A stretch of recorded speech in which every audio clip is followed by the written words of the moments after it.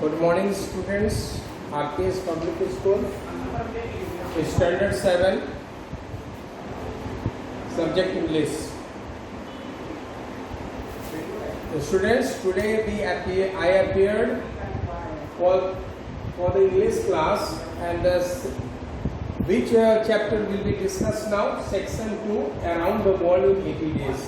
Today we shall discuss over this chapter, Around the World in 80 Days. और पूरे दुनिया का भ्रमण करना है 80 डेज में, और इससे संबंधित हम उसको डिस्कस करेंगे। आपके बोर्ड पर सबसे पहले ये लिखा हुआ है, इसको आप लोग नोटबुक में लिख लेंगे। You will write down all the materials whatever it is written on the board, and I will explain one by one, and you will hear very carefully which kind of description will be there, and this type of things should be maintained on the part of you. So today we shall discuss Around the World in 80 Days, which is already in your chapter, which is highlighted now. So first one, I just highlighted the name Jules Verne, French writer. Just to know a kind of Jules Verne is very well known, well writer and novelist, dramatist, and so many fiction, science fictions he has written now. उन्होंने बहुत सारी चीजें लिखी हैं, मसलन उन्होंने बहुत सारे अच्छी बातें लिखी हैं, बहुत सारे उन्होंने नॉवेल्स लिखे हैं। उसी नॉवेल्स में से एक नॉवेल आता है उनका around the world in 80 days. ये उन्होंने लिखा है, जूल्स वर्ने के द्वारा ये लिखी हुई है। ठीक है, इसको एक नाटक के रूप में उन्होंने सीन 1, सीन 2, सीन 3 इस तरह से करके उन्होंने एक्सप्लेन किया है। और जब ड्रामा, आप जानते हैं कि जब कोई ड्रामा होता है उसमें बहुत सारे कैरेक्टर्स भी होते हैं, that will be discussed one by one. तो first of all you know the Jules Verne, you are well known. Jules Verne के बारे में आपने जान लिया, फ्रेंच नॉवेलिस्ट। उन्होंने ये जो around the world in 80 days लिखा, वो रिटेन इन 1873। ये जो बुक लिखी उन्होंने around the world in 80 days, ये is written in the year 1873। और इसमें जब उन्होंने लिखा तो उसमें कुछ कैरेक्टर्स भी होंगे। तो कैरेक्टर्स में क्या है, ये जो around the world in 80 days जो उन्होंने लिखा, ये it is a very adventurous stories, very courageous moment. So many courageous moments have been take place. That moments will be discussed now. उन्होंने एडवेंचरस जो लिखा, एडवेंचर्स लिखा अराउंड द वर्ल्ड के बारे में। उसमें एक कैरेक्टर का नाम आता है Phyllis fog, mister Phileas fog. Main character यही है ड्रामा में, आपको जितने भी मिलेंगे ये मेन कैरेक्टर यही है आपको। और उनका सर्वेंट का नाम है पास्पर्टाउ। ठीक है, ये फिलिस फॉग पास्पर्टाउ के साथ around the world in 80 days भ्रमण, 80 डेज में पूरे दुनिया को भ्रमण करने के लिए इन्होंने ठानी थी। और इसके लिए उन्होंने शर्त लगाया था, जो शर्त लगाया था वो 20,000 पाउंड का था। यानी अगर हम जीत जाते हैं तो आप सभी फ्रेंड को 20,000 देने पड़ेंगे, अदरवाइज मैं दूंगा। ये बात की बात है। मैं अभी I have just given you a brief look about this one. So this one, mister Phileas Fogg and his servant Passepartout, the main character behind the drama and the story, you can say in his novel. In which novels? Jules Verne. Jules Verne के novel में ये main character आपके सामने है, Phyllis fog और पास्पर्टाउ। Reform club के बारे में हम बाद में बात करेंगे। अब आप इधर आ जाइए, पहले characters that is already highlighted in your book. I just going to remind again on by writing on the board, that's why I have written here. ये आपके बुक में पहले से लिखा हुआ है, मैं इसको मात्र उसको रिमाइंड कर दे रहा हूँ। इसमें क्या है, कैरेक्टर्स में नैरेटर है, नैरेटर यानी जो राइटर है वो है फिलिस फॉग, जो पूरे दुनिया के भ्रमण के लिए निकलता है।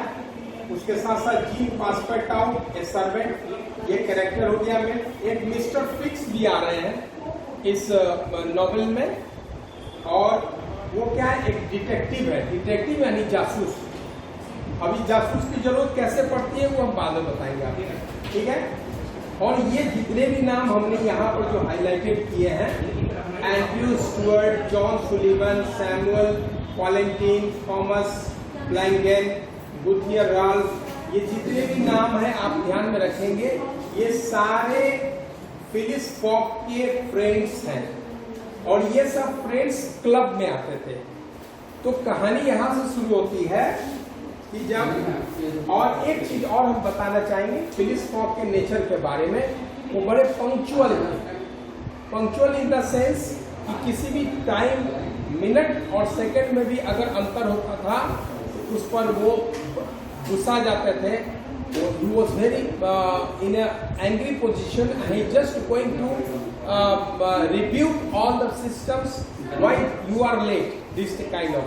क्योंकि एक कहानी इसी में हम बताएंगे कि उन्होंने यहाँ तक हुआ था कि उन्होंने अपने सर्वेंट को, जब उन्होंने शेविंग के लिए जो वाटर मंगवाया था उसका 2 डिग्री फ़ारेनहाइट जो टेम्परेचर था वो कम था और इस वजह से उन्होंने अपने सर्वेंट को ही just debarred the servant from his job because he has not maintain it. तो आप ये जान सकते हैं कि mister Phileas Fogg was very strict about his punctuality, about his time and whatever it is. That is all it needed here.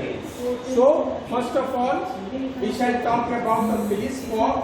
Phileas Fogg के बारे में उनके फ्रेंड्स जो थे वो जानते थे कि ये इंसान हमेशा क्लब में आता है, रिफॉर्म क्लब में, वहाँ पर आकर वहाँ पर ताश खेलता है, cards, playing cards, just going to playing cards with his friends, but nothing. He has not just moved in his town because Mr. Phileas Fogg कहाँ के रहने वाले थे?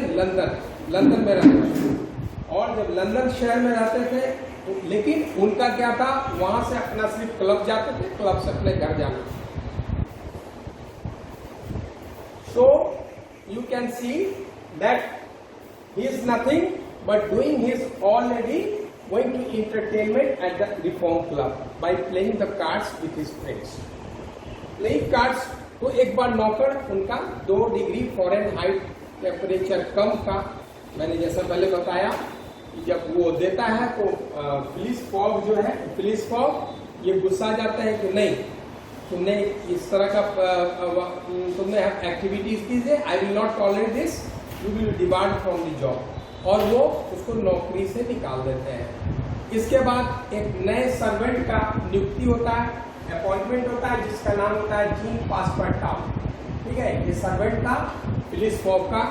तो इसका वो इंटरव्यू लेते हैं और अपने बारे में बताते हैं। जस्ट ही एक्सप्लेन हिमसेल्फ, इतने बजे मैं डिनर करता हूँ, इतने बजे मैं लंच करता हूँ, इतने बजे मैं क्लब जाता हूँ, उनको इस तरह से करना, इतने स्ट्रिक्टली उन्होंने एक्सप्लेनेशन दिया।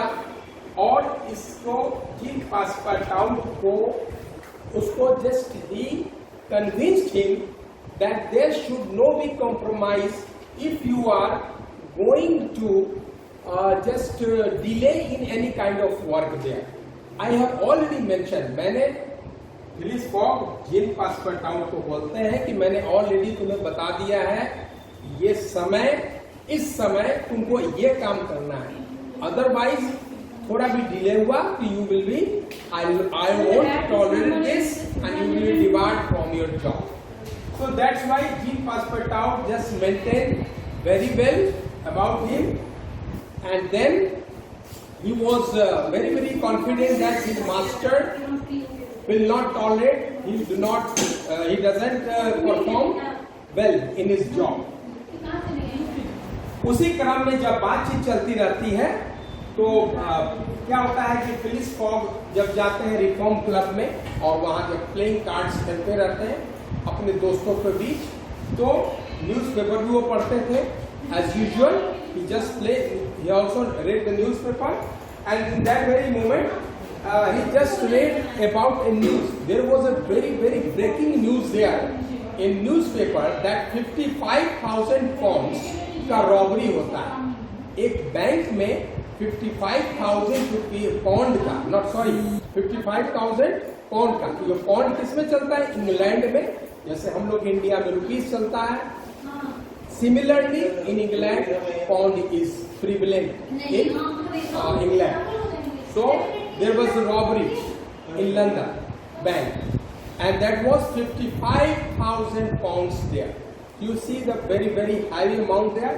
और ये भी पता चला कि वो इंसान जो इस चीज के वो करता है, उसको 55,000 की जो रॉबरीज होती है, उसमें जो इंसान उसको लेता है, पैसा रखता है, वो भेष बदल कर इंग्लिश मैन के रूप में वो बाहर निकल जाता है। और उसी के बारे में ये लोग चर्चा करते रहते हैं जब वो लोग क्लब में, जब ये फिलिस फॉक अपने फ्रेंड्स के साथ बैठा रहता है। ठीक है, तो आज हम सीन 1 के बारे में, today we just discussed about scene 1, how the Phileas Fogg just explained about the 55,000 robberies there. In next video we shall explain about the scene 2 and you will get familiar with this. अगले video में हम scene 2 के बारे में explain करेंगे। Okay, see you.